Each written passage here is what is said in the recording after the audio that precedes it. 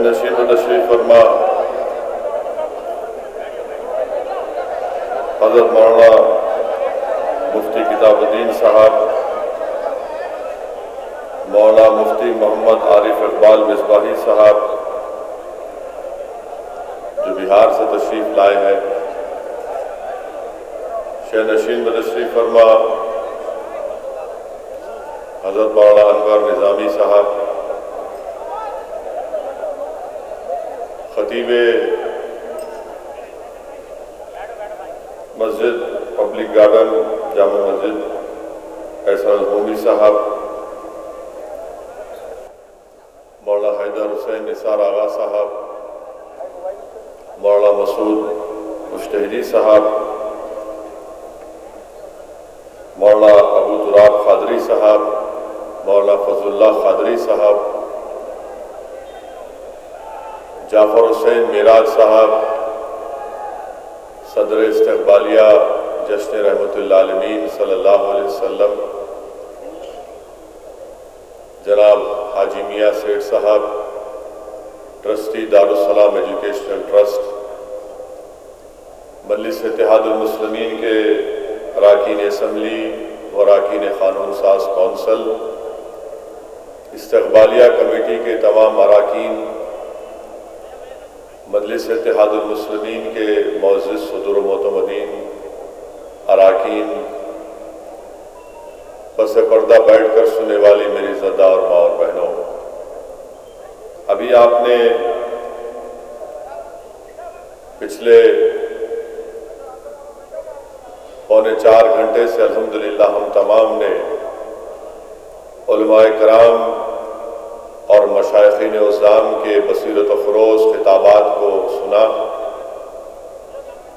جس میں رسول اللہ صلی اللہ علیہ وسلم کے سیرت کے ان تمام اہم واقعات کو علماء کرام نے ایک بہترین طریقے سے ہمارے سامنے رکھا۔ میرے عزیز دوستوں اور بزرگوں، ان معزز علماء کرام کی موجودگی میں ایک سیاستدان بول رہا ہے۔ آپ اور ہم جانتے ہیں کہ ماہ ربیع الاول کی، بیٹھ جائیے بھائی، بیٹھ جائیے، بیٹھ جائیے، اسکرین بھی ہے ادھر، آپ بیٹھیے، بیٹھیے، تھوڑی دیر بیٹھ جائیے، زیادہ دیر نہیں بولوں گا، بیٹھ جائیے، بیٹھ جائیے، بیٹھ جائیے، بیٹھیے۔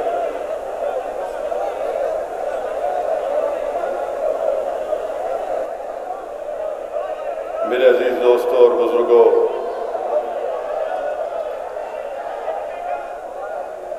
ماہ ربیع الاول کی تعلق سے علماء کرام نے یہ لکھا کہ اس ماہ ربیع الاول کی بہت بڑی اہمیت ہے۔ علماء کرام نے یہ بھی لکھا کہ رمضان کے مبارک مہینے میں اللہ سبحانہ و تعالیٰ نے قرآن کریم کو نازل کیا، اور ماہ ربیع الاول میں صاحب قرآن تشریف لائے۔ رمضان میں قرآن کو نازل کیا گیا تو ربیع الاول میں قرآن والے تشریف لائے، اور علماء کرام نے یہ بھی لکھا کہ اگر محمد صلی اللہ علیہ وسلم نہ ہوتے تو ہم کو نہ ایمان ملتا، نہ قرآن ملتا، نہ رمضان ملتا۔ یہ سب ملا تو صدقہ ہے نبی کریم صلی اللہ علیہ وسلم کا۔ علماء کرام نے یہ بھی لکھا کہ اگر رسول اللہ صلی اللہ علیہ وسلم نہ ہوتے تو کائنات کا ذرہ بھی معرض وجود میں نہیں آتا۔ حدیث قدسی ہے کہ اللہ سبحانہ و تعالیٰ یہ فرماتا ہے کہ میرے محبوب اگر آپ نہ ہوتے تو میں اپنی ربوبیت کو بھی ظاہر نہیں کرتا۔ علماء کرام نے لکھا کہ اللہ سبحانہ و تعالیٰ نے انسان کو کئی قیمتی چیزوں سے نوازا۔ اللہ سبحانہ و تعالیٰ نے انسان کو آنکھ دیے تاکہ وہ اللہ کی اس بنائی دنیا کو دیکھ سکے، اللہ نے انسان کو دماغ دیا تاکہ اس میں سوچنے اور سمجھنے کی تمیز پیدا ہو سکے۔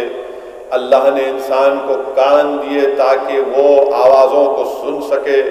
اللہ نے انسان کو ہاتھ دیے، پیر دیے تاکہ اللہ کی اس بنائی ہوئی زمین پر چل سکے، کسی کی مدد کر سکے۔ اور علماء کرام نے یہ بھی لکھا کہ اللہ سبحانہ و تعالیٰ نے یہ ایسی نعمتیں ہیں کہ ساری کائنات اس کی قیمت نہیں بن سکتی، اور اللہ نے قرآن میں فرمایا، علماء کرام نے اس کا ترجمہ کیا کہ اگر تم اللہ کی نعمتوں کا شمار کرنا چاہو تو نہیں کر پاؤ گے۔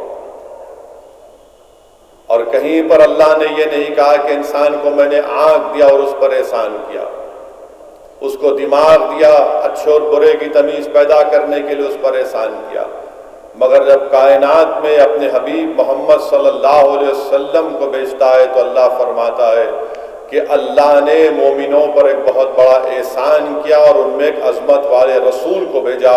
تو علماء کرام نے لکھا کہ نعمت عظمیٰ ہے اور اللہ سبحانہ و تعالیٰ اس پر احسان جتلا رہا ہے۔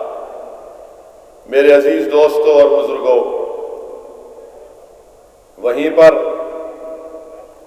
آپ اور ہم تمام لوگ جشن رحمت اللہ عالمین صلی اللہ علیہ وسلم عید میلاد النبی کی خوشی میں یہاں پر جمع ہوئے۔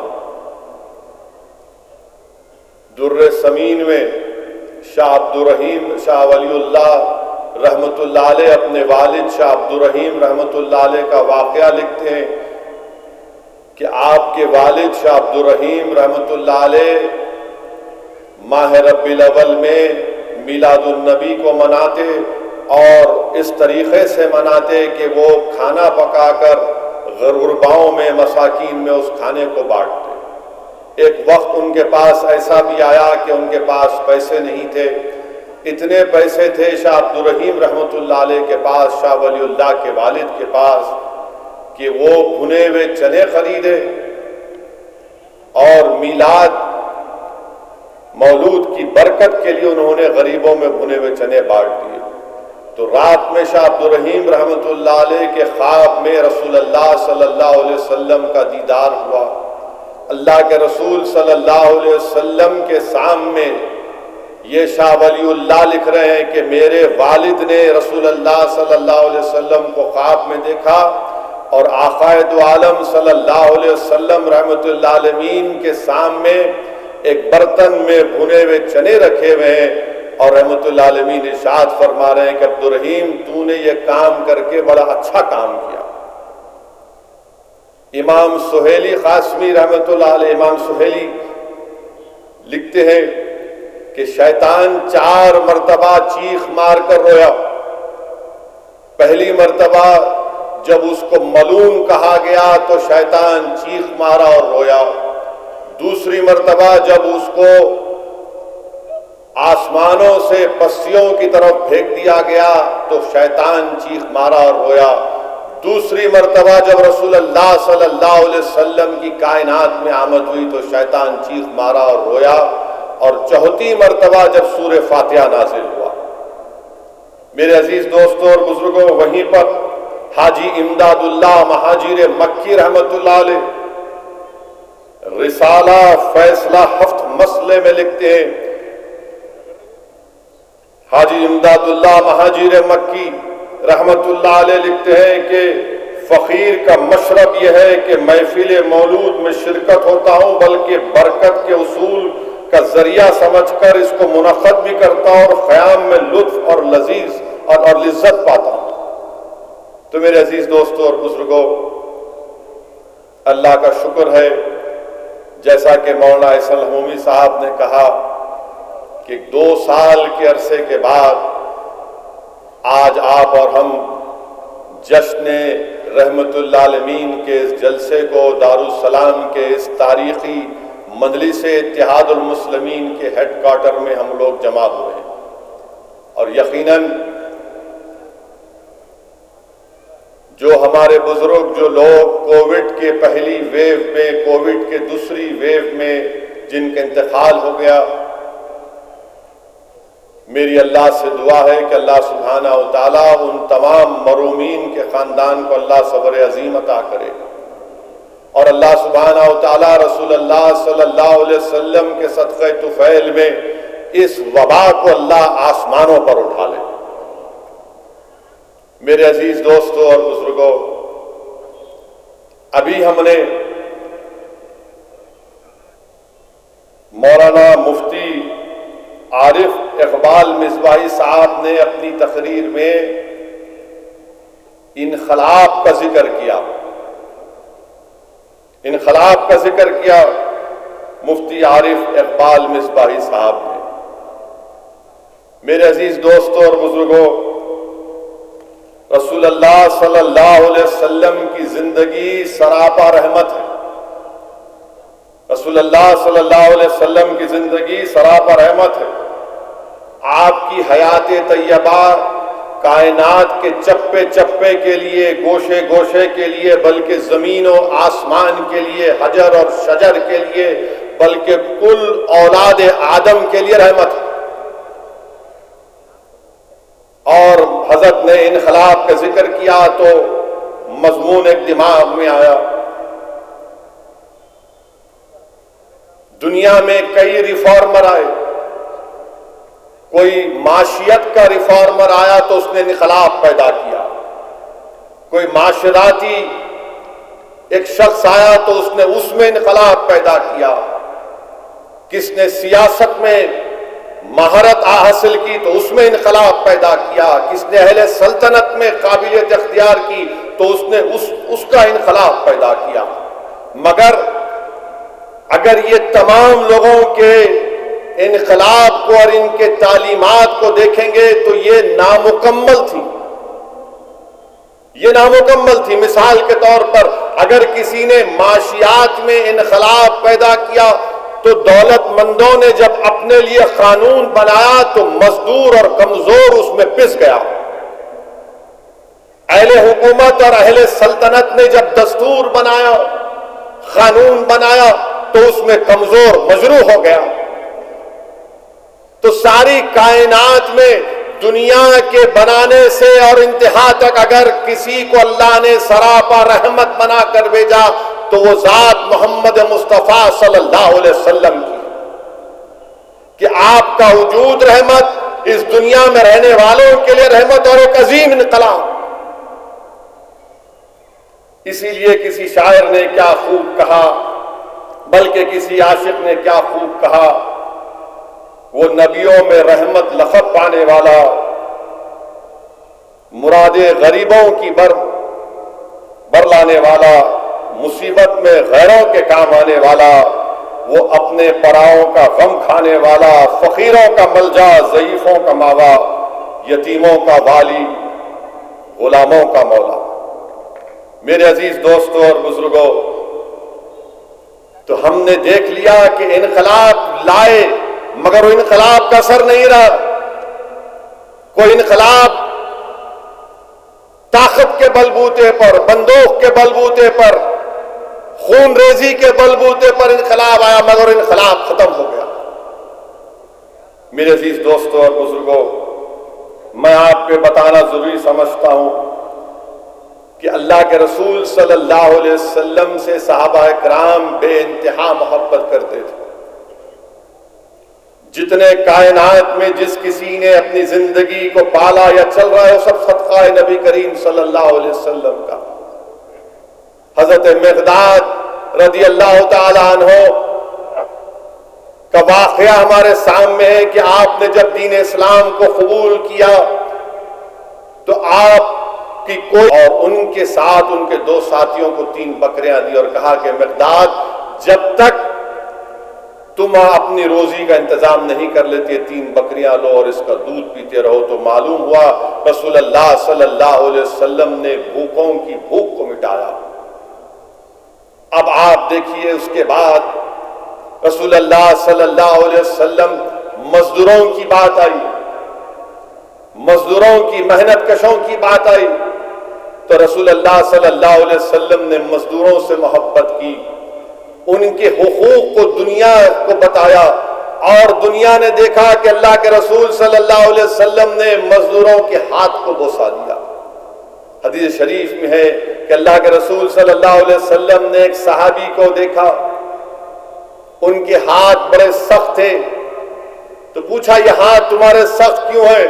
تو انہوں نے فرمایا رسول اللہ صلی اللہ علیہ وسلم میں پتھر پھوڑتا ہوں اور پتھر پھوڑ کر اپنی اولاد کا رزق کا انتظام اس سے کرتا ہوں۔ تو اللہ کے رسول صلی اللہ علیہ وسلم رحمت اللہ عالمین نے ان کا ہاتھ پکڑ کر اس کو بوسہ دیا۔ اب آپ بتائیے، آج دنیا کہتی ہے مزدوروں کو ان کا حق دو، مزدوروں کو ان کا حق دو، کس نے مزدوروں کے وقار کو بلند کیا؟ کس نے مزدوروں کے ہاتھ کو چوم کر ان کا وقار کو بلند کیا؟ کس نے ساری دنیا کو کہا کہ مزدور کا پسینہ سوکھنے سے پہلے اس کو اس کے پیسے ادا کر دیے جائیں؟ میرے عزیز دوستوں اور بزرگوں، پھر وہیں پر مجبوروں نے بھی رسول اللہ صلی اللہ علیہ وسلم کے پاس آئے۔ ایک مرتبہ آ کر ایک صحابی رسول نے کہا یا رسول اللہ صلی اللہ علیہ وسلم میرے پاس کچھ بھی نہیں ہے۔ رسول اللہ صلی اللہ علیہ وسلم نے پوچھا کہ تمہارے گھر میں کیا ہے؟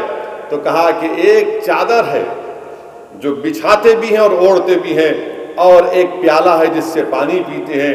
اللہ کے رسول صلی اللہ علیہ وسلم نے کہا کہ اس کو لاؤ، اور جب لایا گیا تو رحمت اللہ عالمین صلی اللہ علیہ وسلم نے اس چادر کو اور اس پیالے کو اپنے دست مبارک میں اٹھا کر کہا کہ کون اس کو خریدے گا؟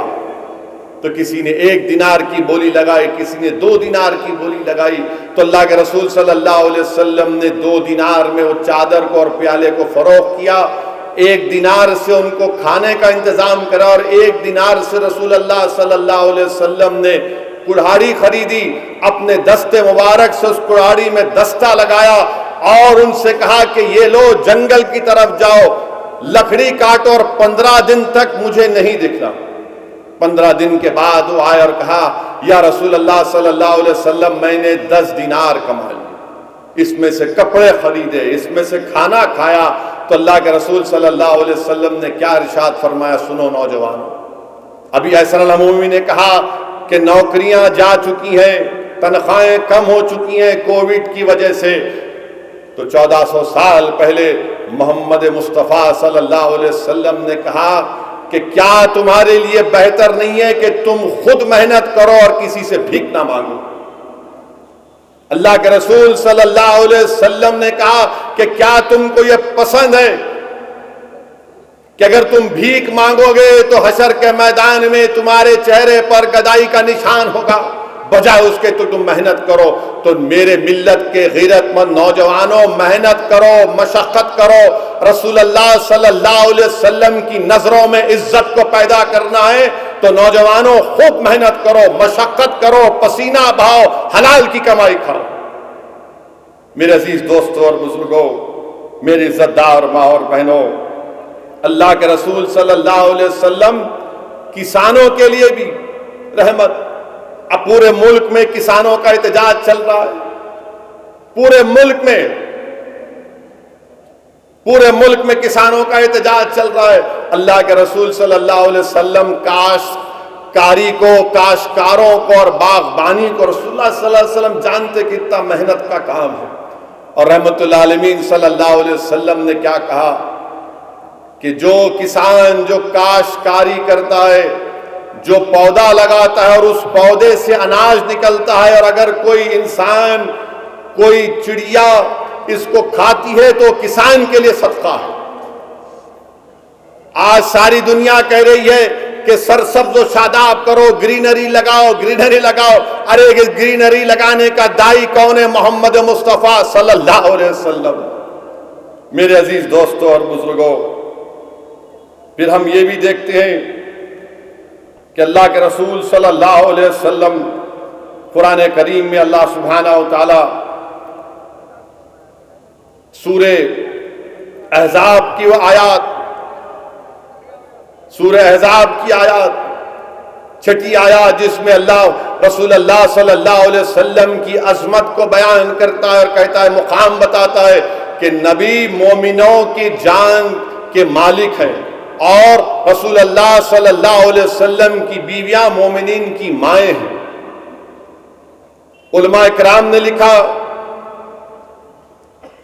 تفسیر میں علماء کرام نے لکھا کہ غزوہ تبوک کے وقت اللہ کے رسول صلی اللہ علیہ وسلم نے کہا کہ نکلو غزوے کی طرف، تو بعض نے کہا کہ ہم اپنے ماں باپ سے پوچھ کے بتائیں گے۔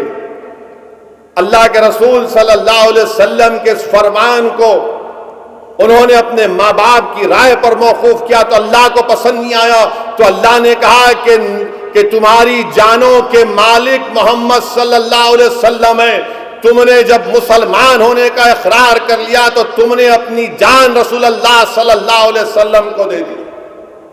میرے عزیز دوستوں اور بزرگوں، قرآن میں اللہ فرما رہا ہے کہ ہماری جانوں کے مالک رسول اللہ صلی اللہ علیہ وسلم، جب ہم نے آقا کو کے سامنے ہم نے آقا کے کہہ دیا کہ ہم آپ کے غلام ہیں، تو ہماری جانوں کے مالک اللہ کے رسول صلی اللہ علیہ وسلم ہیں۔ میرے عزیز دوستوں اور بزرگوں، صحابہ کرام اپنے زندگی اور بندگی کے ہر موڑ پر اللہ کے رسول صلی اللہ علیہ وسلم پر اپنی جان نچھاور کرتے، رسول اللہ صلی اللہ علیہ وسلم کی طرف دیکھتے، ان کے سر کا کانے، ان کے سر کا اور ان کے دل کا کعبہ در مصطفیٰ تھا۔ یہاں پر مجھے حضرت ابو ایوب انصاری رضی اللہ تعالیٰ عنہ کا واقعہ یاد آ رہا ہے کہ اللہ کے رسول صلی اللہ علیہ وسلم جب ہجرت فرما کر مدینہ شریف کو آئے تو آپ نے حضرت ابو ایوب انصاری کے گھر کو پسند فرمایا۔ 2 منزلہ بلڈنگ تھی، رسول اللہ صلی اللہ علیہ وسلم نے اس حضرت ابو ایوب انصاری کے گھر میں ٹھہرے تو رات میں ایک دن حضرت ابو ایوب انصاری اٹھ گئے، اوپری منزل پر تھے، رات بھر نہیں سوئے، صبح اٹھ کر رسول اللہ صلی اللہ علیہ وسلم کے پاس گئے اور بے انتہا رونا شروع کر دیے۔ اللہ کے رسول صلی اللہ علیہ وسلم نے پوچھا کیوں رو رہے ہو؟ تو کہا یا رسول اللہ صلی اللہ علیہ وسلم، کیا میں نے گستاخی کی؟ کیا میں نے گستاخی کی؟ یہ ادب ہے رسول اللہ صلی اللہ علیہ وسلم کا، تعظیم ہے، ہوش اڑا دینے والا تعظیم۔ پھر آپ اور آپ کی بیوی حضرت ابو ایوب انصاری کی رسول اللہ صلی اللہ علیہ وسلم کی خدمت کرتے۔ ایک رات سردی کی ایسی بھی آئی کہ اوڑھنے اور بچھونے کے لیے ایک چادر، نیند کی حالت میں حضرت ابو ایوب انصاری کا پیر پانی کے برتن کو لگتا ہے، پانی نیچے گر جاتا ہے تو فوراً دونوں مل کر اپنی چادر نکال کر اس پانی پر ڈال دیتے ہیں۔ وہ یہ نہیں چاہتے کہ پانی رسول اللہ صلی اللہ علیہ وسلم کی نیند کو اس میں خلل پیدا کر سکے، اور رات بھر سردی میں زندگی رات بھر گزارتے ہیں سردی میں۔ حضرت ابو ایوب انصاری رسول اللہ صلی اللہ علیہ وسلم کو کھانا پکا کر رسول اللہ صلی اللہ علیہ وسلم کے دسترخوان پر رکھتے، اور دونوں کا حضرت ابو ایوب انصاری کا اور آپ کی بیوی کا یہ معاملہ تھا کہ اللہ کے رسول صلی اللہ علیہ وسلم کے کھانا کھانے کے بعد وہ جس جگہ پر رسول اللہ صلی اللہ علیہ وسلم جس برتن میں کھانا کھاتے اس کو اپنے پاس لاتے اور رسول اللہ صلی اللہ علیہ وسلم کے انگلیوں کے نشان کو تلاش کرتے اور وہاں سے کھانا کھاتے۔ ایک دن رسول اللہ صلی اللہ علیہ وسلم کھانا نہیں کھائے، حضرت ابو ایوب انصاری پہنچے، پوچھے رسول اللہ صلی اللہ علیہ وسلم طبیعت ٹھیک ہے؟ تو آقا نے فرمایا الحمدللہ، پھر کھانا نہیں کھائے۔ تو رسول اللہ صلی اللہ علیہ وسلم نے فرمایا کہ کھانے میں لہسن ہے، مجھے یہ لہسن کی بو پسند نہیں ہے، اور میرے پاس فرشتے آتے ہیں، جبریل امین آتے ہیں، ان کو بھی یہ ناگوار لگتا ہے۔ تو اس دن سے حضرت ابو ایوب انصاری لہسن کو نہیں لائے۔ میرے عزیز دوستوں اور بزرگوں، اللہ کے رسول صلی اللہ علیہ وسلم ہجرت کے کیے مدینے کو 16 مہینے تک بیت المقدس کی طرف قبلہ تھا۔ اللہ کے رسول صلی اللہ علیہ وسلم کی عین خواہش تھی کہ میری امت کا قبلہ کعبۃ اللہ ہو۔ عین نماز میں حکم آیا کہ محمد صلی اللہ علیہ وسلم آپ اپنے قبلے کو کعبۃ اللہ کی طرف کریے۔ اللہ کے رسول صلی اللہ علیہ وسلم نے اپنا قبلہ بدلا تو صحابہ اکرام کا ڈسپلن، محبت دیکھیے کہ اپنے آپ کو فدا کرتے تھے رسول اللہ صلی اللہ علیہ وسلم پر۔ کسی نے نماز توڑ کر یا کسی نے جا کر رسول اللہ صلی اللہ علیہ وسلم سے نے پوچھا کہ یا رسول اللہ صلی اللہ علیہ وسلم آپ نے قبلہ بیت المقدس سے آپ نے کعبۃ اللہ کی طرف کیوں کیا؟ دیکھا کہ اللہ کے رسول صلی اللہ علیہ وسلم نے قبلہ بدلا تو صحابہ کرام نے بھی اپنا قبلہ بدل دیا۔ یہ محبت تھی صحابہ کرام کو۔ حضرت جابر رضی اللہ تعالیٰ عنہ رسول اللہ صلی اللہ علیہ وسلم کے پاس جا کر عرض کرتے ہیں یا رسول اللہ میرے والد کا انتقال ہو گیا، قرضہ ہے میرے مرحوم والد کا، میرے پاس کھجور کے درخت ہیں مگر اتنا کھجور نہیں ہے کہ میں قرض داروں کو قرض کے بدلے میں کھجور دے سکوں، کیا آپ آ سکتے ہیں میرے گھر میرے باغ کو؟ رسول اللہ صلی اللہ علیہ وسلم تشریف لے جاتے ہیں، وہ کھجوروں کے ڈھیر کے اطراف پھرتے ہیں، دعا کرتے ہیں اور حضرت جابر سے کہتے ہیں کہ اٹھاؤ اور اٹھا کر تمہارے والد کے قرض داروں کو دیتے رہو، پورا قرض چکا دیتے مگر کھجور کی تعداد میں کمی نہیں آتی۔ میرے عزیز دوستوں اور بزرگوں، یہ صحابہ کرام رضوان اللہ تعالی اجمعین کی رسول اللہ صلی اللہ علیہ وسلم سے بے پناہ محبت۔ میرے عزیز دوستوں اور بزرگوں، اس جلسے کے ذریعے یہی پیغام دینا ہے کہ آپ کو اور ہم کو اللہ کے رسول صلی اللہ علیہ وسلم کی سنت پر صحابہ کرام کے واقعات جو علماء کرام نے آپ کے سامنے بیان کیے، یہ آپ کو ایک فکر دیتی ہے، ہم کو دعوت دیتی ہے کہ اپنی زندگی میں ایک تبدیلی لے کے آؤ۔ نوجوانوں، میں آپ کو ہی بتا رہا ہوں اپنی زندگی میں ایک تبدیلی لے کر آؤ۔ یاد رکھو یہ ہمارے شہر میں جو آئے دن یہ قتل کے واقعات، یہ پریشانیاں جو ہو رہی ہیں، اس کو روکو۔ ایک واقعہ ہوا کہ ایک مالک نے اپنے کام کرنے والے شخص کو اتنا پیٹا کہ بے ہوش ہو گئے۔ کیا تم نہیں جانتے کہ اللہ کے رسول صلی اللہ علیہ وسلم سے یہ پوچھا گیا کہ یا رسول اللہ صلی اللہ علیہ وسلم، ہمارے گھر میں جو غلام ہے یا نوکر ہے، ہم اس کو دن میں کتنی مرتبہ اس کی غلطیوں کو معاف کریں؟ پہلی بار سوال ہوا تو آقا صلی اللہ علیہ وسلم خاموش، دوسری مرتبہ پوچھے گئے تو رحمت اللہ علیہ صلی اللہ علیہ وسلم خاموش تھے، تیسری مرتبہ جب پوچھا گیا تو محمد مصطفیٰ صلی اللہ علیہ وسلم نے کہا کہ دن میں اگر تمہارا نوکر 70 مرتبہ غلطی کرتا ہے تو اس کو معاف کرو۔ اگر برتن ٹوٹتا ہے تو کیا کہا محمد صلی اللہ علیہ وسلم نے کہ جس طرح تمہاری عمریں ہیں تمہارے برتن کی بھی عمریں ہیں۔ ایک مرتبہ حضرت ابو مسعود رضی اللہ تعالیٰ عنہ اپنے غلام کو اپنے نوکر کو پیٹ رہے تھے، رسول اللہ صلی اللہ علیہ وسلم کا وہاں سے جانا ہوا، رسول اللہ صلی اللہ علیہ وسلم حضرت ابو مسعود جو اپنے نوکر کو غلام کو پیٹ رہے تھے اس کو دیکھ کر رسول اللہ صلی اللہ علیہ وسلم رنجیدہ ہوئے اور کہا کہ رسول اللہ صلی اللہ علیہ وسلم نے پکار کر کے ابو مسعود، جس طرح تمہارا اس نوکر پر حق ہے اللہ کا تم پر اس سے زیادہ حق ہے۔ اللہ کے رسول صلی اللہ علیہ وسلم کے ارشاد کے بعد حضرت ابو مسعود تھرتھرانا شروع کر دیا اور کہا رسول اللہ میں اپنے اس غلام کو اپنے نوکر کو آج ہی اللہ کے لیے آزاد کرتا ہوں۔ کیا فرمایا آقا نے فرمایا کہ تم اگر نہیں کرتے تو جہنم کی آگ تم کو کھا لیتی۔ یہ غلاموں سے نوکروں سے برتاؤ کا طریقہ ہے، اور ہم کیا ہیں کہ مارتے ہیں ان لوگوں کو، چہرہ بگاڑ دیتے ہیں۔ اس کا قصور کیا ہے؟ غریب ہے۔ اس کا قصور کیا ہے کہ گھر میں ایک پلیٹ یا 2 پلیٹ ٹوٹ گئی؟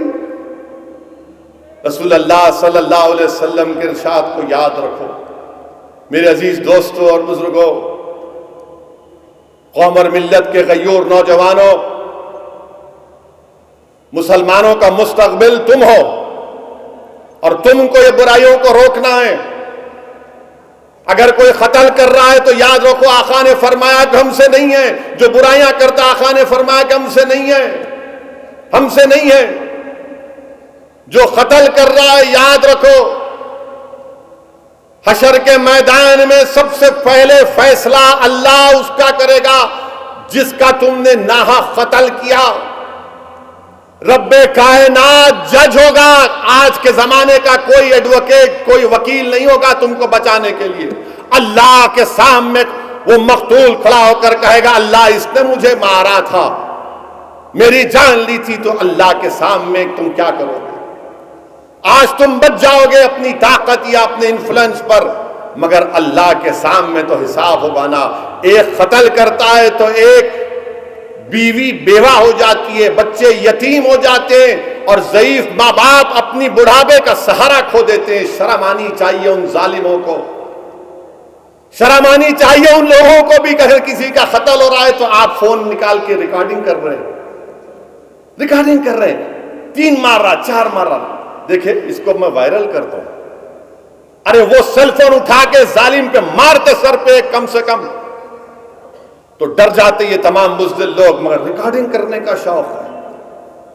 مر رہا ہے, چاقو چلا رہا ہے, انہیں ریکارڈنگ کرنا پہلے. یاد رکھو جو قتل کر رہے ہیں تم کو اللہ کے پاس جواب دینا ہے.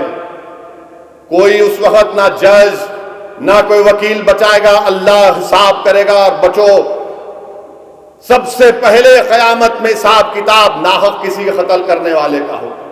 نوجوانوں, دوسری تیسری چیز, بچاؤ اپنے آپ کو شراب سے, بچاؤ اپنے آپ کو ڈرگ سے, بچاؤ اپنے آپ کو گانجے سے, یہ وائٹنر سے.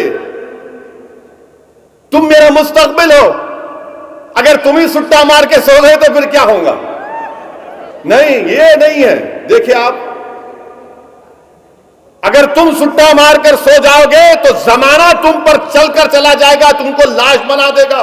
تم مسلمانوں کے اسلام کی دیوار ہو. یاد رکھو نوجوانوں, اگر دیوار گر جائے گی تو مخالف اسلام طاقتیں اس کو راستہ بنائیں گی. تم کیسے پیو گے شراب, تم کیسے پیو گے گانجا, تم کیسے پیو گے وائٹنر؟ تم اس لیے پی رہے ہو کیونکہ تم عشق مصطفیٰ میں دیوانے نہیں ہو. اگر تم رسول اللہ صلی اللہ علیہ وسلم کے عشق میں دیوانے ہو جاؤ گے تو وہی نشہ تم کو دین اور دنیا میں کامیاب کر دے گا. مگر تمہارے دل میں کیا ہے؟ وائٹنر ہے, گانجا ہے. میرے عزیز دوستوں, نوجوانوں, بچو ان برائیوں سے. تم قوم کا مستقبل ہو, تم کو ٹھہرنا ہے, تم کو سینہ تان کر ٹھہرنا ہے اپنی ماؤں کے لیے, اپنی قوم کے لیے, اپنے غریبوں کے لیے, مظلوموں کے لیے. اگر تم اپنی جوانی کو ان برائیوں میں برباد کرو گے تو پھر کیا رہ جائے گا؟ بتاؤ, تم تو ایک انسان کہلانے کی لائق نہیں ہو. چوتھی چیز, زنا سے بچو, زنا سے بچو. میں کئی نوجوانوں سے پوچھتا ہوں اور بولتے کہ ہم کو ان سے محبت ہو گئی. بچہ بھی بولتا, بچی بھی بولتی. تو میں ان کو بولتا ہوں جا کے شادی کرو نا. جاؤ اپنے ماں باپ سے جا کر کہو کہ اماں ابا مجھے ان سے محبت ہو چکی ہے, میں شادی کرنا چاہتا ہوں یا کرنا چاہتی ہوں. ماں باپ کا بھی کام یہ ہے, اگر اولاد آ کر بول رہی ہے تو ذرا سنو اس کو. اگر وہ کہہ رہا ہے کہ اماں میں روزے رکھا, اپنی نفسانی خواہشات کو پر کنٹرول کرنے کے لیے نہیں ہو رہا, میں شادی کرنا چاہتا ہوں, تو ماں باپ کا کام ہے اس پر غور کریں. اور اگر وہ بیٹا یا ان کی جو بچی ہے اگر نیک ہے تو بری بات کیا ہے؟ بری بات کیا ہے؟ سننا چاہیے. اور یہ ماں باپ کو بھی سمجھنا چاہیے کہ زمانہ بدل گیا, یہ 2021 ہے, 1969 نہیں ہے. یہ ان ماں باپ کو بھی دیکھنا چاہیے حالات کیا ہیں. تو زنا سے بچو. اور اگر شادی کرنا اگر تم میں ہے, تم برداشت بیوی کو سنبھال سکتے, کیونکہ یاد رکھو اسلام میں ذمہ داری شوہر کی ہوتی, بیوی کی نہیں ہوتی. تم اگر گھر چلا سکتے, بیوی کی ذمہ داری کھانا پکانا بھی نہیں. میں پھر سے کہہ رہا ہوں, مفتی صاحب بیٹھے, دونوں پوچھ لو جا کر میں جانے کے بعد. بیوی کی ذمہ داری کھانا پکانا نہیں ہے, بیوی کی ذمہ داری شوہر کے گھر کی عزت کو بچانا ہے. اگر عشق ہو گیا جو بولتے نا, تو جاؤ شادی کرو, ان کے ماں باپ کے پاس جاؤ, بولو کہ ہاں. اور ماں باپ کا کام یہ اس کو سننا. اور قرآن میں اللہ فرما رہا کہ زنا کے قریب بھی مت جاؤ, زنا کے قریب مت جاؤ. دونوں مفتیاء اکرام ہیں, انوار نظامی صاحب بیٹھے ہیں, مشائخین بیٹھے ہیں, پوچھ لیجئے ہم اپنی نگاہوں سے کسی غیر محرم کو, اگر مرد ہے تو غیر محرم عورت کو نہیں دیکھ سکتے, اگر بچی ہے تو غیر محرم مرد کو نہیں دیکھ سکتے. ہاں کام کرنا وہ الگ بات ہے, مگر دیکھے جا رہے ہیں, دیکھے جا رہا ہے, ایسا دیکھ رہے کہ ایسا کچھ دکھ رہا ہے دنیا میں. کئی مرتبہ میں روکتا ہوں, بھائی صاحب کیا کر رہے ہیں آپ؟ ارے آپ ہیں یہاں پہ؟ ملا ہاں ہم ہیں نا یہاں پہ, آپ کو دیکھ رہے, آپ کی آنکھوں کو دیکھ رہے. ارے دیکھنے والے کسی کی بیٹی ہے, وہ کسی کی بیوی ہے. یہ اور یاد رکھو یہ دیکھنا نہیں، یہ سیل فون دیکھنا بھی گناہ ہے۔ تم بولیں گے نہیں روڈ پہ جا رہے تھے، یہ سیل فون میں بھی جو بے حیائی ہے اس سے بچو۔ میرے عزیز دوستوں اور بزرگوں، ان چیزوں پر نوجوانوں آپ کو غور کرنا ہے اور عمل کرنا ہے۔ اگر ہم رسول اللہ صلی اللہ علیہ وسلم سے سچی محبت کا دعویٰ کر رہے ہیں، غلامی کا ثبوت دینا چاہتے ہیں، تو ہم کو ایک نیک اور اچھے انسان بننا پڑے گا۔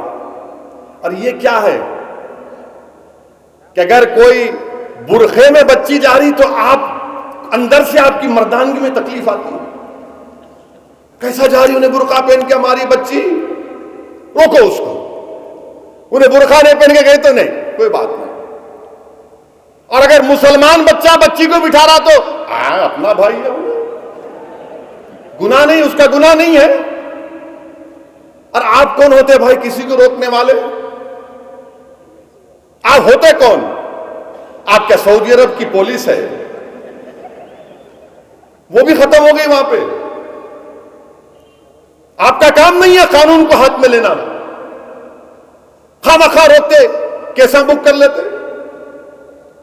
اور اگر آپ کسی کو روڈ پہ روک کے ذلیل کریں گے، ویڈیو نکالیں گے تو بچی باغی ہو جاتی ہے۔ میں جانتا ہوں 2 کیسز میں کسی نے حماقت کی، وہ بچی آ کے میرے کو بولی کہ میرے کو آج سے برقع ہی نہیں پہننا ہے، میرے کو نماز نہیں پڑھنا ہے، میں تو چڑھتی ہوں مسلمانوں سے۔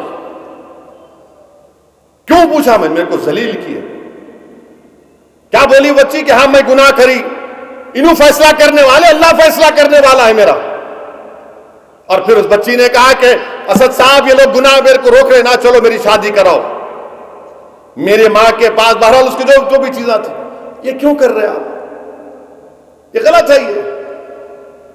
اور اگر کسی کو سمجھانا ہے تو سمجھانے کا طریقہ کسی کو ذلیل کر کے نہیں ہے۔ اگر میں تم کو بے عزت کر کے بولوں گا یہ طریقہ ہو سمجھانے کا تو تم خاموش ہو جائیں گے، ٹھیک ہے انہوں ایم پی ہے، دل میں رکھ لیتے آپ۔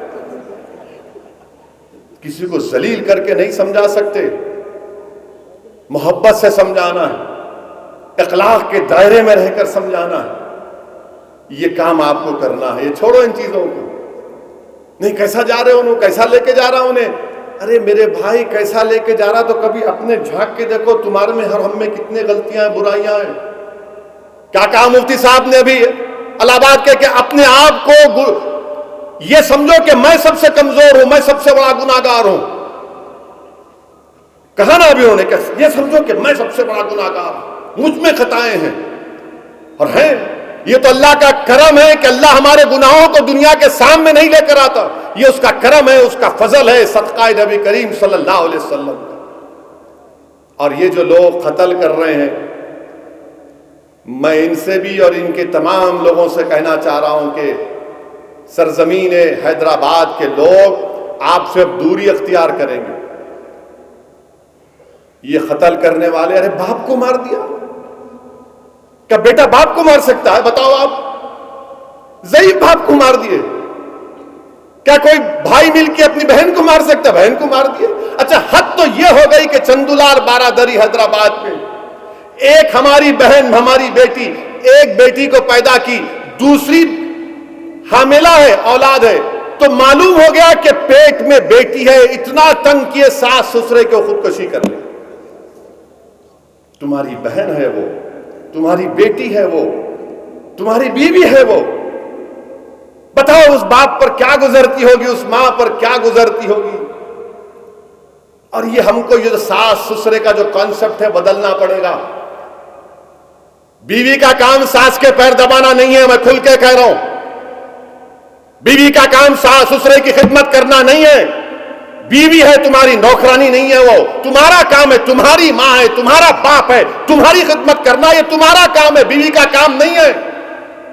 پوچھو ان مفتیاء کرام سے بیٹھے ہوئے جانے کے بعد، نہیں بیوی، ارے کیوں نہیں بن رہی بھائی تیری؟ نہیں ہماری بیوی ہمارے اماں کے پیر نہیں دباتی، ہمارے باوا آئے تو چائے بنا کے، ارے کیوں بھائی؟ وہ اگر کر رہی ہے تو اس کے لیے ثواب ہے، مگر نہیں، ذمہ داری ان کی۔ ان چیزوں کو سمجھو آپ۔ بچیاں پڑھ رہی ہیں، بہت زیادہ پڑھی لکھی ہیں بچیاں ہماری، وہ چلے گیا زمانہ آپ کی اماں کے جیسا آپ کی بیوی نہیں ہو سکتی ہے. میں بول رہا ہوں آپ کو، میرا تجربہ ہے، سنو میرے سے. داڑھی وائٹ ہو گئی میری، کیوں ہوئی؟ دھوپ میں پھرنے سے نہیں ہوئی، الگ طریقے سے ہوئی. میں بتا رہا ہوں، میں سمجھا رہا ہوں، کھل کے کہہ رہا ہوں. ان چیزوں کو آپ کو سمجھنا ہے. یہ معاشرے کی برائیوں کا خاتمہ کرنا ہے. کیا آپ لوگ ان چیزوں پر غور کریں گے؟ کریں گے غور؟ یا خالی یہاں سے نکل کے کان میں سے نکل گیا ہوں بولتے رہتے ہیں؟ انہیں تقریر کرنا ان کا کام ہے، اپنے کو جو کرنا ہے کریں گے.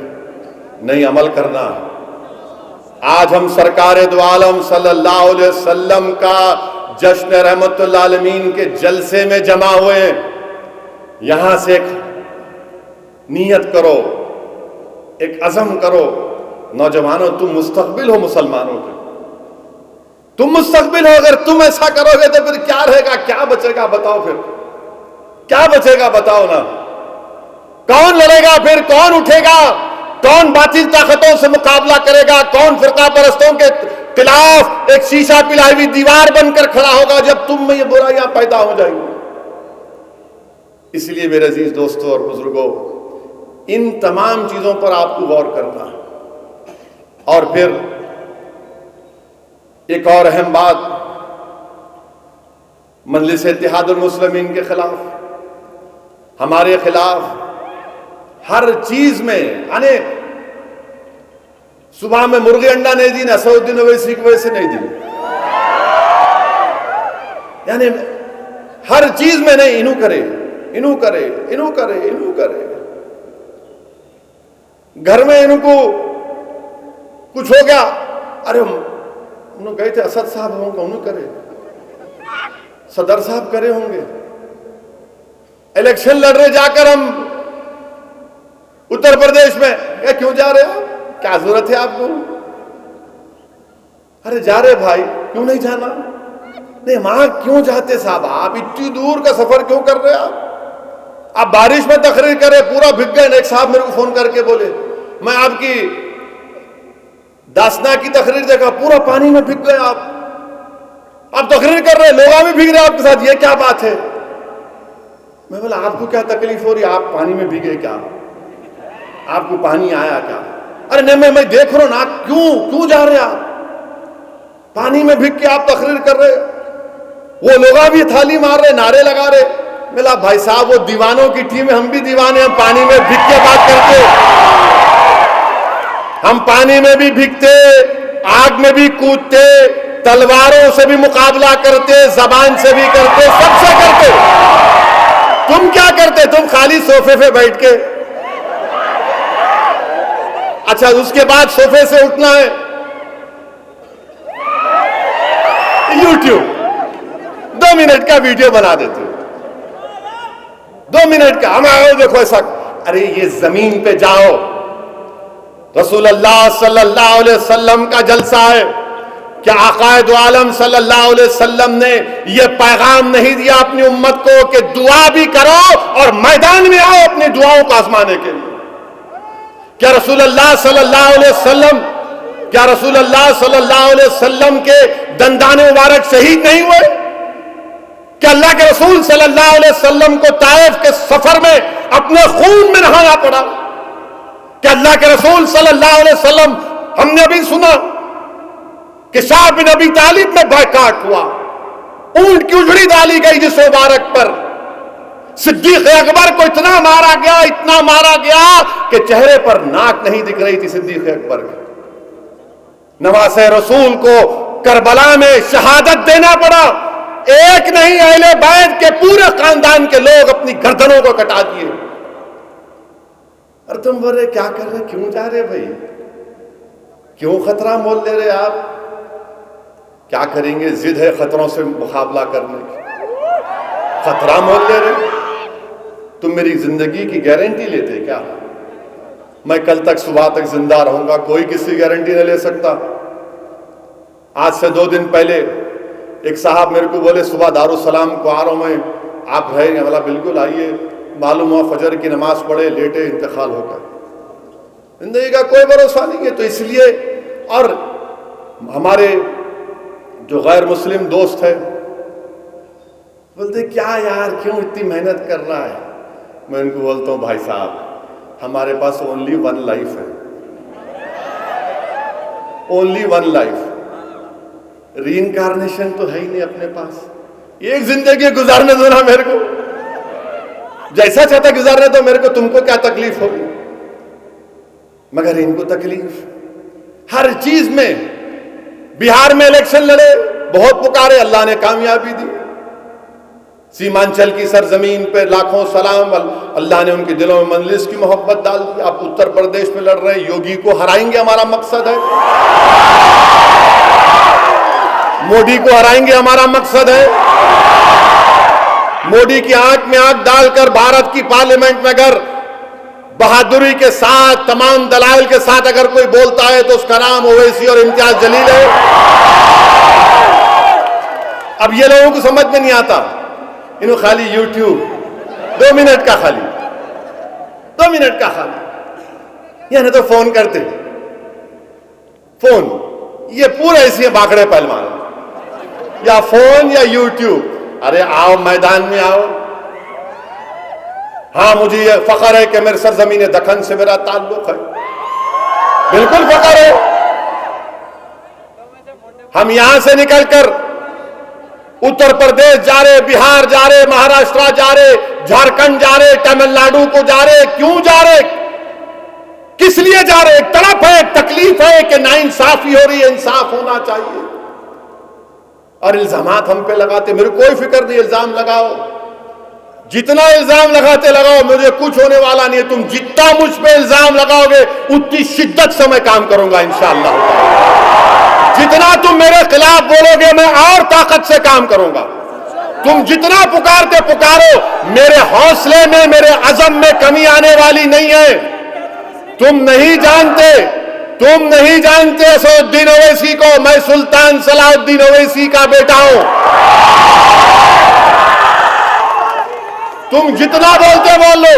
یہ دارالسلام مجلس کو کیا ایسے ملا؟ مجلس کو ایسے ملا دارالسلام؟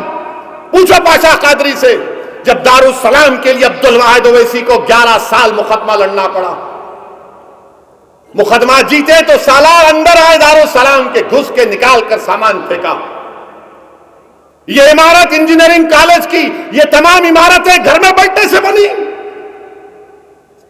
کیسے بنی بتاؤ؟ جدوجہد کرنا پڑا، محنت کرنا پڑا۔ یہ عمارتیں یاد رکھو مسلمانوں، یہ تمہارے بزرگوں کے آنسوؤں کی نشانی ہے، ان کے خوابوں کی تعبیر ہے، تمہارے اتحاد کی نشانی ہے۔ اللہ اگر اس عمارتوں کے ایک اینٹ کو زبان دے گا تو پکار پکار کر بھارت کے مسلمانوں سے کہیں گے کہ دیکھو ہم نے اس جماعت کے لیے اپنا خون پسینہ بہایا، ہم نے سیاسی طاقت کو بنایا اتحاد کے اوپر، اب تم کو کرنا، اب ہم کو، اب ہم آخر میں لگائیں گے نعرہ، اب ہم کو وہ کام کرنا ہے۔ کل میں بھی مروں گا، ہم سب مریں گے، زمین کی غذا بنیں گے، حشر کا میدان ہوگا، سالار رہیں گے، ہمارے غلام غوث خان معتمد ماما رہیں گے، عبدالواحد اویسی رحمت اللہ علیہ، حبیب محمد خان ڈلازی، شیخ محمد اختر اسماعیل زبی، رحمت حسین زیدی، خواجہ ابو سعید، سید سجاد۔ کیسے الدین اویسی شرمندہ ہو جائے گا اس دن؟ نہیں، مجھ سے جو ہوگا میں کروں گا۔ جیت ہار اللہ کے ہاتھ میں ہے، کم سے کم مرنے سے پہلے تشنگی تو نہیں رہی گی، ارے میں کچھ کرنا تھا، جانا تھا۔ کوشش کرنا ہمارا کام ہے، دلوں کا حال اللہ جاننے والا ہے۔ اور یہ ہمارے پہ جو تنقید کرتے ہیں، کسی شاعر نے اچھا کہا، لکھ کر لایا ذرا،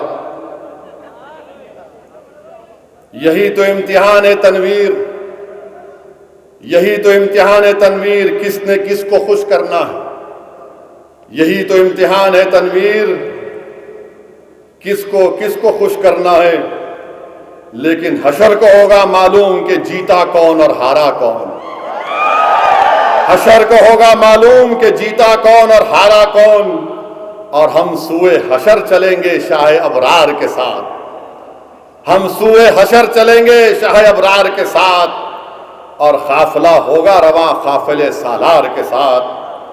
یہ تو طیبہ کی محبت کا اثر ہے، ورنہ کون روتا ہے لپٹ کر در و دیوار کے ساتھ.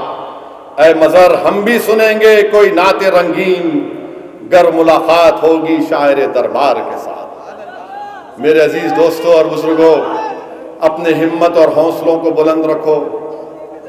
یہ جو مجلس کے خلاف دلی سے لے کر حیدرآباد، حیدرآباد سے لے کر یوپی، یوپی سے لے کر بہار، کشمیر سے لے کے کنیا کماری تک ان کو ایک ہی مرد نظر آتا، اس کا نام اسد الدین اویسی. کسی کے بارے میں کچھ نہیں بولتے، کسی کے بارے میں یہ آدمی نہیں آنا، یہ کیوں آ رہا بھائی حیدرآباد سے، یہ کیوں آ رہا، کیا ضرورت ہے آپ کو. میرے عزیز دوستو، اللہ جانتا ہے سرکار کا جلسہ ہے. میں اپنی انا کی تسکین کے لیے یا میرے تمام جماعت کے ذمہ داران اپنی انا یا اپنی مقبولیت کے لیے نہیں جا رہے. ہم ناانصافی کا ختم کرنے کے لیے، مسلمانوں کو ان کا حق دلانے کے لیے، مسلمانوں کے ان کی ووٹ کی اہمیت کو پیدا کرنے کے لیے، مسلمانوں کے مسائل کے لیے، مسلمانوں کے ظلم کے خاتمے کے لیے، نوجوانوں کے روشن مستقبل کے لیے، اپنی بچیوں کے تحفظ کے لیے جا رہے ہیں. اور جمہوریت کو مضبوط کرنا ہمارا کام. مگر مجلس پر تنقید کرنا، مجلس پر انگلیاں اٹھاتے رہو. جب تک اللہ زندہ رکھے گا مجلس اتحاد المسلمین بھارت کے کونے کونے میں جائے گی.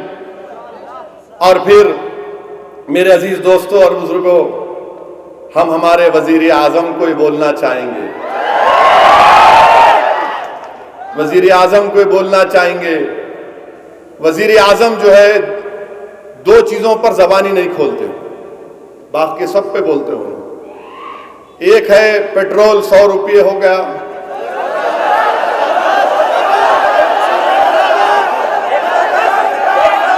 ڈیزل 70 روپے. میں ہونا بول کے بول رہا ہوں، وہ سننا نا. اب آپ بتاؤ، بیٹھیے بیٹھیے، ابھی ختم نہیں ہو، بیٹھیے. بھارت کے وزیر اعظم،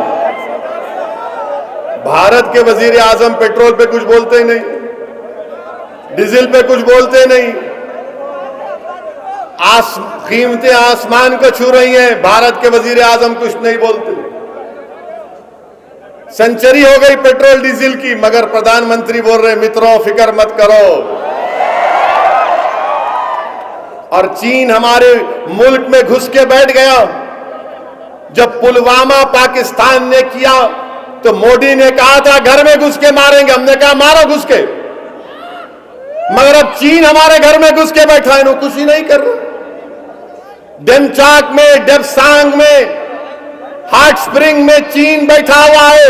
اتراکھنڈ میں چین بھارت میں چمن میں ٹہل کے آتا ہے، آ کے توڑ کے جاتا ہے. اروناچل میں چین آتا ہے، کچھ نہیں کر رہے بھارت کے پردھان منتری. بھارت کے پردھان منتری چین کے بارے میں بولنے سے ڈرتے. ایسا لگتا ہے کبھی کبھی چائے میں بھی چینی نہیں ڈالتے، نہیں چین نکل جائیں گے.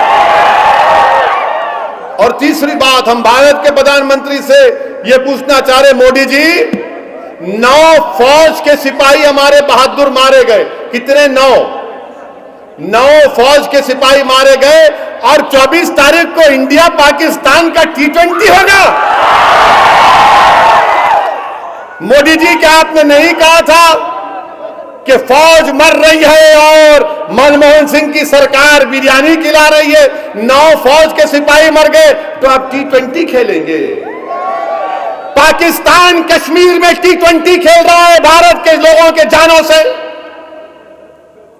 بہار کے قریب کام کرنے والوں کا قتل ہو رہا ہے، ٹارگیٹڈ کلنگ ہو رہی ہے. کیا کر رہی ہے آئی بی امت شاہ؟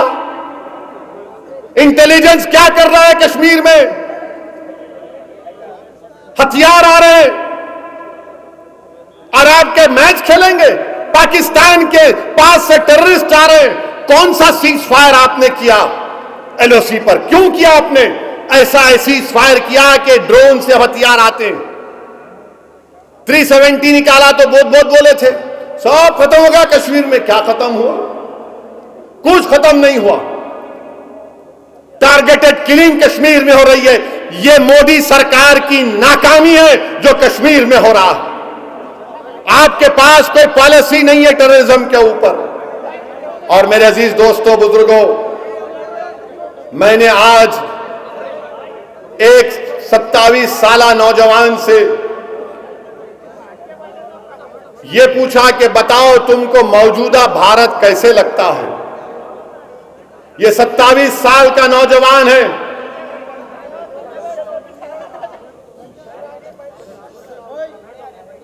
وکیل ہے، بہترین یونیورسٹی کے سے ڈگری حاصل کی۔ میں نے کہا بتاؤ کہ تم کو موجودہ بھارت کیسا دکھتا ہے؟ تو اس نوجوان نے مجھے کہا کہ اسد صاحب، میں بات تو نہیں کروں گا، میں لکھ کے بھجاتا ہوں آپ کو۔ اس 27 سال کے نیک اور قابل وکیل نے مجھے یہ کہا کہ یہ جو مودی کا نیو انڈیا ہے، اس نوجوان کی بات سنیے آپ۔ نوجوان کہہ رہا ہے کہ اسد صاحب، جب آپ کا جنریشن جوان تھا تو جب آپ لوگوں میں ایک فکر تھی، ایک پریشانی تھی کہ آپ کل کیسا ہوگا، مستقبل کیسا ہوگا۔ بابری مسجد کی ڈیمولیشن، اس کے حالات دیکھیے آپ، بمبئی کے فسادات آپ کا جنریشن دیکھا، 90 کے فسادات ہم حیدرآباد کے دیکھے۔ تو وہ نوجوان 27 سال کا کہتا ہے کہ آج ہم ویسا ہی محسوس کر رہے ہیں۔ آپ سوچو آپ، میں تو یہ سمجھا تھا کہ وہ دور نہیں آئے گا، مگر یہ نوجوان کہہ رہا ہے۔ آج وہ کہہ رہا ہے کہ ہم مجبوراً وہی سوال یہ پوچھ رہے ہیں اپنے آپ سے کہ جو ہمارے دادا نے خوف اور دہشت میں زندگی گزاری، جو ہمارے باپ نے خوف اور دہشت میں زندگی گزاری، آج ہم جیسے نوجوانوں کو بھی خوف اور دہشت میں زندگی گزارنا پڑ رہا ہے کہ کہیں ہم پر جھوٹا کیس نہ بک ہو جائے، کہیں ہماری دکان پر حملہ نہ ہو جائے، کہیں موب آ کر ہم کو لنچ نہ کر دے۔ سنو بی جے پی والو، سنو دیش کے پردھان منتری، یہ ایک نوجوان یہ کہہ رہا ہے اور وہ کہتا ہے کہ مجھے ڈس اپوائنٹمنٹ ہے، مجھ میں مایوسی آ رہی ہے، میں بے بس محسوس کرتا ہوں اپنے آپ کو۔ کیوں مایوسی اور بے بس کیوں محسوس کرتا ہوں؟ اس لیے کہ آپ نے میرے ٹرپل طلاق کو کرمنلائز کر دیا۔ اگر کوئی مذہب تبدیل کرے گا تو آپ نے کرمنلائز کر دیا اس کو، اور CAA بیک ڈور سے آپ کرنا چاہتے ہیں۔ اگر میں احتجاج کروں گا تو آپ مجھ پہ UAPA لگائیں گے، NSA لگائیں گے، صرف شک کی بنیاد پر۔ اگر میں ایک جرنلسٹ کا ڈرائیور ہوں، وہ جرنلسٹ جا رہا تھا دلی سے ہاتھرس کو، ڈرائیور ہے ٹیکسی کا، تو اس کو بھی جیل میں ڈال دیا، یہ نوجوان کہتا ہے۔ اگر میں سم کاٹ دیا تو مجھے جیل میں ڈال دیں گے، جیسا دلی میں فیضان خان کو ڈالا۔ وہ نوجوان کہتا ہے کہ گڑگاؤں میں مسجد نہیں ہے، ہم گورنمنٹ سے اجازت لے کر ہر جمعے کو صرف 20 منٹ کے لیے جمعے کی نماز پڑھتے ہیں، تو فرقہ پرست لوگ ہماری نماز ہوتے رہتی ہے، ہمارے سامنے باجا بجاتے ہیں، گالیاں دیتے ہیں، پولیس کھڑی رہتی ہے، اور ہم 10-20 منٹ کے لیے بھی نماز نہیں پڑھ سکتے۔ وہ نوجوان کہتا ہے کہ اگر ہم زندہ بچ جائیں گے تو مجھے ڈر رہتا ہے اسد صاحب کہ کہیں میرا انکاؤنٹر نہ ہو جائے، جیسا اتر پردیش میں سب سے زیادہ 37% گولی لگنے والے مسلمان۔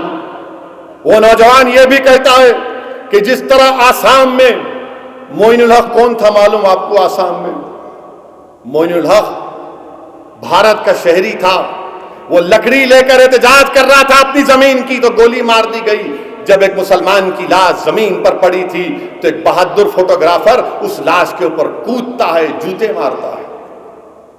بتائیے آپ، یہ نوجوان کہہ رہا ہے۔ یہ نوجوان یہ بھی کہتا ہے کہ اسد صاحب، میں کب تک یہ بتاؤں کہ میں بابر کے اولاد نہیں ہوں؟ میں کب تک یہ بتاؤں کہ میں اورنگزیب سے میرا تعلق نہیں ہے؟ میں کب تک بتاؤں کہ میں نے جنا کے پیغام کو ٹھکرایا تھا میرے دادا نے؟ میں کب تک یہ بتاؤں کہ طالبان سے میرا کوئی تعلق نہیں ہے؟ یہ نوجوان کہہ رہا ہے کہ ریڈیکلائزیشن مسلمانوں میں نہیں ہے، ریڈیکلائزیشن تو سنگ کی طاقتوں کی وجہ سے دوسروں میں ریڈیکلائزیشن ہو رہا ہے۔ یہ نوجوان یہ کہہ رہا ہے کہ بیلگام میں ارباز کو وہ کسی غیر مسلم لڑکی سے اس کا عشق تھا، تو اس بچی کے رشتہ داروں نے کسی کو کانٹیکٹ کیا اور ارباز کی گردن کاٹ کر ٹرین کے پٹری پر ڈال دی۔ وہ نوجوان کہہ رہا ہے اسد صاحب کب تک یہ نظاروں کو ہم دیکھیں گے؟ یہ نوجوان کہہ رہا ہے کہ کب تک ہم سے سوالات کیے جائیں گے؟ وہ نوجوان کہہ رہا ہے کہ مجھے ڈر ہوتا ہے کہ کبھی میرا گھر نہ جلا دے۔ وہ نوجوان یہ کہتا ہے کہ ہر کمیونٹی بھارت میں پروگریس کری ہے، ترقی کری ہے، اور ہم مسلمان رک گئے ہیں۔ انٹر موبلٹی جس کو انگریزی میں کہتے ہیں کہ اگر ان کا باپ کم پیسے کماتا تھا تو بیٹا اس سے زیادہ کماتا ہے، ترقی کرتا ہے، انٹر موبلٹی۔ وہ کہتا ہے کہ مسلمانوں میں کوئی انٹر موبلٹی نہیں ہے، اور پھر وہ آخر میں کہتا ہے کہ ہم کو اپورچونٹیز نہیں ملتی ہیں۔ اور وہ ایک اہم بات وہ نوجوان کہتا ہے کہ ہندوتوا کی وجہ سے جو میرے ہندو دوست تھے، جو میرے بزنس پارٹنر تھے، وہ سب مجھ سے دوری اختیار کرتے جا رہے ہیں۔ مودی جی، یہ ایک 27 سال کے مسلم نوجوان کی آپ بیتی ہے، کیا اس میں سچائی ہے یا نہیں ہے؟ بتاؤ آپ۔ یہ ایک نوجوان تکلیف سے کہہ رہا ہے، قابل نوجوان ہے۔ میں نے پوچھا بتاؤ تم کو کیسے لگتا ہے جو بی جے پی بولتی نیو انڈیا؟ میرے عزیز دوستوں اور بزرگوں، ہم کو اپنے حوصلوں کو بلند رکھنا ہے، ڈرنے اور گھبرانے کی ضرورت نہیں ہے۔ یہ ایک ہی زندگی ہے، خوب اچھی طریقے سے گزارو، مست ہو کر گزارو، عزت سے گزارو، خوب سجدوں میں اپنے سر کو جھکاؤ، راتوں میں اٹھو، غریبوں کی مدد کرو، مظلوموں کی مدد کرو، اور کچھ بھی نہیں کر سکتے تو اللہ سے ہاتھ اٹھا کر بھیک مانگو، اللہ تو مجھے اتنا نہیں دیا، میں تجھ سے بھیک مانگ رہا ہوں، اس کی مدد کرو، سہارا بنو غریبوں کا، مظلوموں کا۔ یہ مت دیکھو کہ مسلمان ہے یا نان مسلم ہے، مدد کرو ایک دوسرے کی، اپنے کردار کو اچھا کرو، بے حیائی سے دور رہو۔ نوجوانوں، تم مسلمانوں کے مستقبل ہو، تم بھارت کے مستقبل ہو۔ You are the future of this country. You are the future of the Muslim community. تم نہیں گر سکتے، تم کو اٹھنا ہے، تم کو اٹھنا ہے، کیونکہ کل تمہارے کندھوں پر یہ قوم اور ملت کی ذمہ داری تم پر آنے والی ہے۔ تم کو اپنے حوصلوں کو بلند رکھنا ہے، مایوسی کو قریب آنے نہیں دینا ہے، مایوسی کو قریب آنے نہیں دینا۔ اگر کل یہ معلوم بھی ہو جائے کہ اسد الدین اویسی کو کسی نے مار دیا یا کچھ بھی کر دیا، تب بھی تم کو اللہ اس کے رسول کا واسطہ اپنے حوصلوں کو بلند رکھنا، حوصلوں کو بلند رکھنا۔ انسان آیا ہے تو جانے کے لیے آیا ہے، مگر جب تک ہم زندہ رہیں گے اپنی ماؤں کو شرمندہ نہیں کریں گے، ہم اپنے بزرگوں کو شرمندہ نہیں کریں گے۔ زندہ رہیں گے تو غازیوں کی طرح رہیں گے، اور مریں گے تو شہیدوں کی طرح موت ہوگی انشاءاللہ تعالی۔ مگر اپنے حوصلوں کو بلند رکھو، متحد رہو، مسجدوں کو آباد رکھو، مسجدوں کو آباد رکھو۔ جاؤ کم سے کم ایک وقت کی نماز، 2 وقت کی نماز، جاؤ مسجد کو۔ پہلے جیسا مسجد میں جاتے آپ، ہمارے شیخ ہیں بہت بڑے، آپ پہلی بار مسجد جاتے شیطان بولتا او ہو جا رہا تو مسجد کو، اندر مسجد میں جاتے کی بولتا دیکھ تیرا فون کا دوست آنے والا ہے، فون آنے والا ہے۔ تو ایک وقت جاؤ، ایک فرض نماز پڑھو، سلولی نفس کو سمجھانا پڑتا، مگر مسجدوں کو آباد رکھو، زنا کے قریب مت جاؤ۔ تم کو اگر کوئی بچی پسند ہے یا بچی کو بچہ پسند ہے، انہیں نیک ہے، اور بچیوں سے کہہ رہا ہوں اماں تمہارا خیال رکھ سکتا ہوں انہیں، do it, get married, what is wrong in that? جب پیار کیا تو ڈرنا کیا؟ مگر تم پالنا تمہارا کام ہے، ہاں نہیں، انہیں موٹر سائیکل لے کے نہیں آئی، 5 تولے سونا نہیں ملا، 200 لوگوں کی بریانی نہیں کھلائی گوشت کی. ہاں خالی یہاں نہیں بولنا، وہاں بھی بولنا. نہیں میرے کو نہیں معلوم، ہمارے اماں بول رہے تھے، میں کیا کروں؟ میرے کو نہیں ہونا صاحب. اماں بول رہے تھے، اماں چلاتے تمہاری اسپلینڈر کی موٹر سائیکل؟ ہاں اماں چلاتے، تم چلاتے. یہ سب چیزاں چھوڑو، یہ ذیلی چیزاں ہیں. شراب سے دور رہو. اگر تم برائی کا خاتمہ نہیں کر سکتے تو کم سے کم ان برائی کے مرکز کو جا کر اس کی روشنی میں، اس کی پاپولیرٹی میں اضافہ تو مت کرو. کم سے کم یہ تو ہم کر سکتے. نام رسول اللہ صلی اللہ علیہ وسلم کے نام لیوا. اللہ کے رسول صلی اللہ علیہ وسلم کے ہم غلاموں کے غلام ہیں. اور جو گناہگار ہیں، یاد رکھو اس دنیا میں بہت سے لوگ گناہگار ہیں اور اللہ معاف کرنے والا ہے. اللہ سے امید باندھ کے رکھو، ہمت سے، حوصلے سے کام کرو، اور مجلس اتحاد المسلمین کے لیے دعا کرو کہ اتر پردیش میں اللہ مجلس کو کامیاب کرے، کہ اللہ سبحانہ وتعالی اتر پردیش میں رسول اللہ صلی اللہ علیہ وسلم کے صدقہ طفیل میں مجلس کے اراکین اسمبلی کو اللہ منتخب کرائے، تاکہ ویدھان سبھا میں جا کر، اتر پردیش کی ویدھان سبھا میں ہمارے شیر جا کر اتر پردیش کے مسلمانوں کی ناانصافی کا اور انصاف کا مطالبہ کر سکے، ناانصافی کا خاتمہ کر سکے.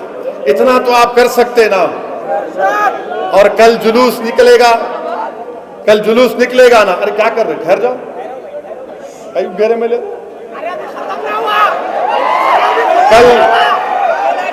کل جب جلوس نکلے گا تو کوئی اپنے چہرے پر رنگ نہیں ڈالے گا. ارے تم انسان ہو، رنگ ڈال رہے، ایسی غلیظ صورت دکھتی تمہاری. چم کیا ہے یہ؟ اور وضو سے رہو. جب تمہارے ہاتھ میں جھنڈا ہے یا رسول اللہ لکھا ہے تو وضو سے رہو. اگر کوئی کسی کو تکلیف مت دو. کوئی ہمارا غیر مسلم بھائی ہے، اس کو اعتراض ہے تو اس کو سمجھاؤ، بازو سے جاؤ. نہیں کسی کی عبادت گاہ کے سامنے آ کے آپ بھی ناچ رہے، نہیں، وہ غلط ہے. کل جب جلوس نکلے گا تو عشق کے مظاہرے کرنا، محبت کے مظاہرے کرنا، غلامی کے مظاہرے کرنا رسول اللہ صلی اللہ علیہ وسلم سے. طاقت کے مظاہرے کے لیے جلوس نہیں نکالا جاتا، وابستگی، محبت کی بنیاد پر جلوس نکالا جاتا ہے پورے بھارت میں. اور اپنے بچوں کو پڑھاؤ. کوئی اسکول میں نہیں جا رہا آج کل، گورنمنٹ اسکول میں ڈالو اپنے بچوں کو. مدرسوں کو مضبوط کرو. آپ نوجوانوں محنت کرو، جستجو کرو، روزی حاصل کرو. اللہ رزاق ہے، اللہ رزق دینے والا ہے. اور حالات سے سمجھوتا مت کرو، حالات سے مایوس مت ہو. انشاءاللہ تعالی یہ ظلم کا خاتمہ ہوگا، یہ ظلم ختم ہوگا، یہ ناانصافی ختم ہوگی. یہ ظالم لوگ اقتدار کو ایسا چھوڑیں گے، اللہ ان کا ایسا نکالے گا کہ برسوں لگ جائیں گے ان کو دوبارہ اقتدار میں آنے کے. تو آپ اسلام میں پوری طرح داخل ہو جائیے، شیطان سے بچیے، اللہ کے رسول صلی اللہ علیہ وسلم کی سنت پر، قرآن کی اور سنت پر عمل کریے. آپ کا بے حد شکریہ کہ آپ اتنی دیر تک اس جلسے میں شرکت کی. کل نعتیہ مشاعرہ ہے، اس میں بھی شرکت کریے. السلام علیکم ورحمۃ اللہ وبرکاتہ. نعرہ تکبیر.